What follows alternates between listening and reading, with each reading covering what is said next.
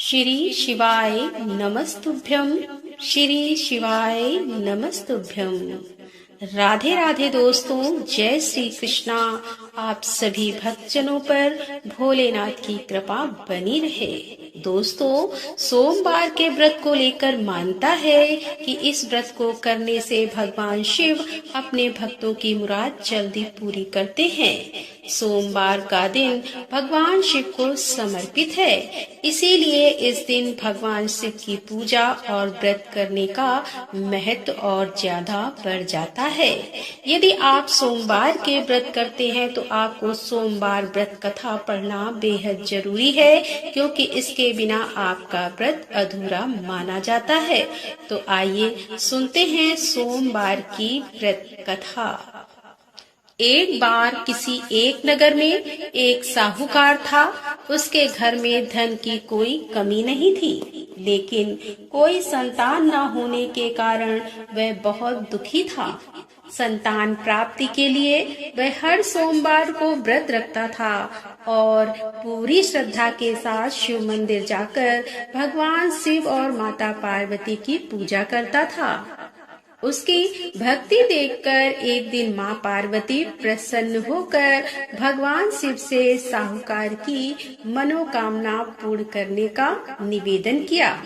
पार्वती जी के आग्रह पर भगवान शिव ने कहा कि हे पार्वती, इस संसार में हर प्राणी को उसके कर्मों का फल मिलता है और जिसके भाग्य में जो हो उसे भोगना ही पड़ता है।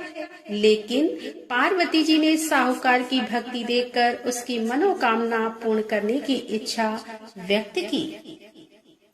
माता पार्वती के आग्रह पर शिव जी ने साहूकार को पुत्र प्राप्ति का वरदान तो दे दिया, लेकिन उन्होंने बताया कि यह बालक 12 वर्ष तक ही जीवित रहेगा। माता पार्वती और भगवान शिव की बातचीत को साहूकार सुन रहा था, इसीलिए उसे ना तो इस बात की खुशी थी और ना ही दुख था। वह पहले की भांति शिव जी की पूजा करता रहा। कुछ समय के बाद साहूकार की पत्नी ने एक पुत्र को जन्म दिया।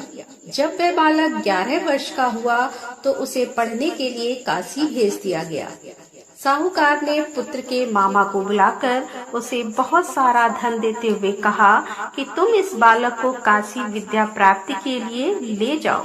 तुम लोग रास्ते में यज्ञ कराते जाना और ब्राह्मणों को भोजन दक्षिणा देते हुए जाना। दोनों मामा भांजे इसी तरह यज्ञ कराते और ब्राह्मणों को दान दक्षिणा देते काशी नगरी निकल पड़ी। इस दौरान रात में एक नगर पड़ा, जहां नगर के राजा की कन्या का विवाह था। लेकिन जिस राजकुमार से उसका विवाह होने वाला था वह एक आंख से काना था। राजकुमार के पिता ने अपने पुत्र के काना होने की बात को छुपाने के लिए सोचा, क्योंकि ना उसने साहूकार के पुत्र को दूल्हा बनाकर राजकुमारी से विवाह करा दूं, विवाह के बाद इसको धन देकर विदा कर दूंगा और राजकुमारी को अपने नगर ले जाऊंगा। लड़के को दूल्हे के वस्त्र पहनाकर राजकुमारी से विवाह करा दिया गया। साहूकार का पुत्र ईमानदार था, उसे यह बात सही नहीं लगी, इसीलिए उसने अवसर पाकर राजकुमारी के दुपट्टे पर लिखा कि तुम्हारा विवाह तो मेरे साथ हुआ है, लेकिन जिस राजकुमार के संग तुम्हें भेजा जाएगा वह एक आंख से काना है। मैं तो काशी पढ़ने जा रहा हूँ। जब राजकुमारी ने चुन्नी पर लिखी बातें पढ़ी तो उसने अपने माता पिता को यह बात बताई।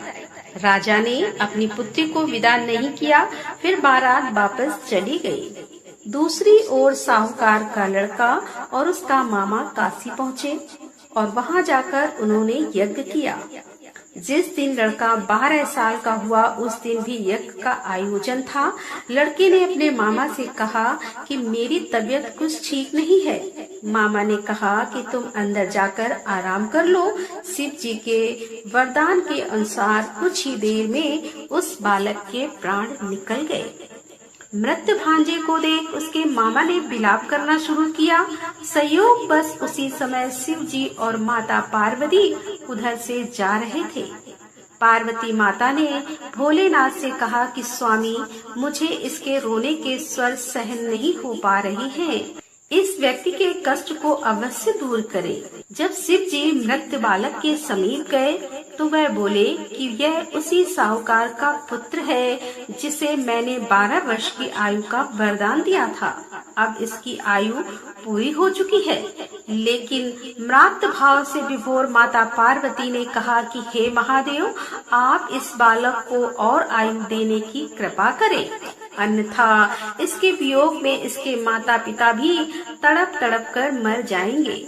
माता पार्वती के पुनः आग्रह पर भगवान शिव ने उस लड़के को जीवित होने का वरदान दिया।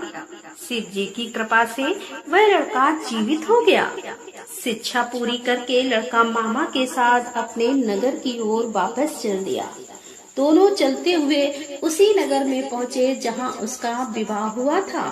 उस नगर में भी उन्होंने यज्ञ का आयोजन किया।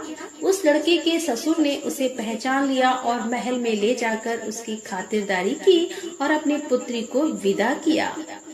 इधर साहूकार और उसकी पत्नी भूखे प्यासे रहकर बेटे की प्रतीक्षा कर रहे थे। उन्होंने प्रण कर रखा था कि यदि उन्हें अपने बेटे की मृत्यु का समाचार मिला तो वह भी प्राण त्याग देंगे। परंतु अपने बेटे के जीवित होने का समाचार पाकर वह बेहद प्रसन्न हुए। उसी रात भगवान शिव ने साहूकार के स्वप्न में आकर कहा कि हे श्रेष्ठ जी, मैंने तेरे सोमवार के व्रत करने और व्रत कथा सुनने से प्रसन्न होकर तेरे पुत्र को लंबी आयु प्रदान की है। इसी प्रकार जो कोई सोमवार व्रत करता है या कथा सुनता है और पढ़ता है, उसके सभी दुख दूर होते हैं और सभी मनोकामनाएं पूरी होती हैं। तो बोलो शंकर भगवान की जय, बोलो माता पार्वती की जय। तो दोस्तों, कैसी लगी आज की ये कथा? यदि कथा पसंद आई हो तो वीडियो को लाइक करें, दोस्तों के साथ शेयर करें और हमारे चैनल पर पहली बार आ रहे हैं और अभी तक आपने हमारे चैनल को सब्सक्राइब नहीं किया है तो कृपया हमारे चैनल को सब्सक्राइब कर लें। मिलते हैं अगले वीडियो के साथ। तब तक के लिए राधे राधे, जय श्री कृष्णा, हर हर महादेव, जय भोलेनाथ की।